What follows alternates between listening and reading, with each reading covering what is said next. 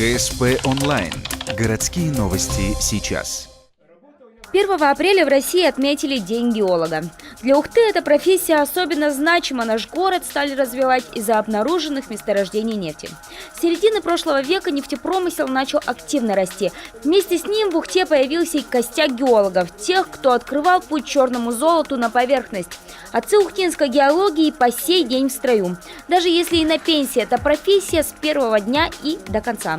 И неудивительно, ведь быть геологом значит быть первооткрывателем. Получили бы первые фонтаны нефти на этих месторождениях. Уса – это опорная скважина была.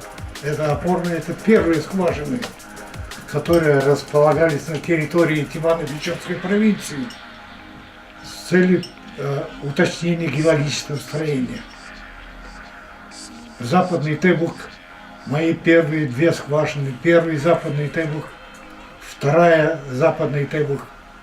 Своими воспоминаниями геологи делятся в музее Андрея Яковлевича Кремса. Именем этого человека названа одна из улиц нашего города. Он стоял у истоков разработки Ярикского месторождения. Был главным геологом Ухты.